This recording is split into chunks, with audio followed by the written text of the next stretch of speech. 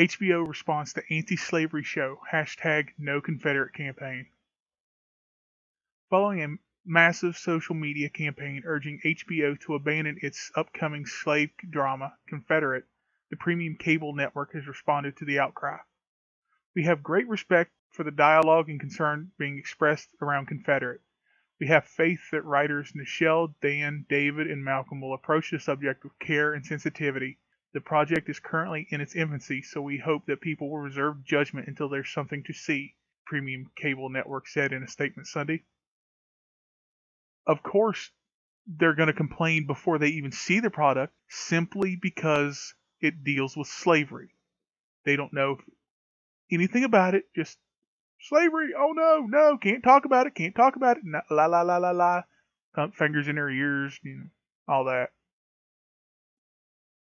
The campaign, organized by April Rain, creator of the #OscarSoWhite outcry, urged viewers to tweet #NoConfederate during Sunday's episode of HBO's Game of Thrones in a bid to send a message to the cabler that their subscribers don't want to see a show that explores slavery in any sense. By the end of Game of Thrones' East Coast broadcast, #NoConfederate had reached #1 in the US and #2 worldwide among Twitter's trending topics. Because, of course, slavery can't talk about it because, nope, don't want people to know it existed and all this bullshit. Yet, there are still those that want reparations from current living people for things their ancestors did. So, make up your minds and then discuss. Confederate chronicles the events leading to the Third American Civil War and takes place in an alternate timeline, as in never happened, much like Philip K. Dick's novel The Man in the High Castle, which was turned into an incredible Amazon TV series, which, not sponsored, but I highly recommend you watch. It's really good. Confederate chronicles the events leading to the Third American Civil War and takes place in an alternate timeline where the southern states have successfully seceded from the Union, giving rise to a nation in which slavery remains legal and has evolved into a modern institution.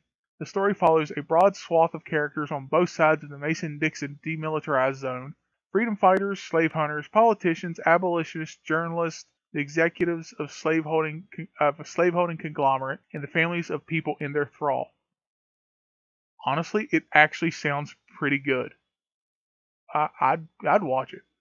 Picked up straight to series, Confederate hails from Game of Thrones showrunners David Benioff, I legitimately have never known how to say that guy's last name, and D.B. Weiss, as well as husband and wife writing duo Malcolm Spielman and Nichelle Tramble Spielman, and will launch after the fantasy series wraps its run either next year or in 2019.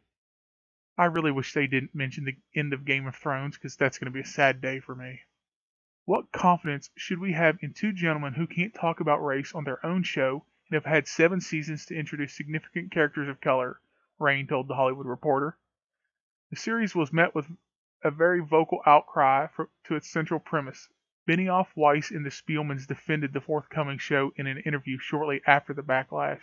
This is not a world in which the entire country is enslaved. Technically, the South seceded, so it's 2 countries. Slavery is in one half of the country, and the North is the North, Malcolm Spielman said. The imagery should be no whips and no plantations. HBO programming president Casey Bloys defended the show when speaking with reporters last week and urged viewers to reserve judgment until after they've seen the show. That's not going to happen because, everybody wants to be offended when you talk about slavery because racism.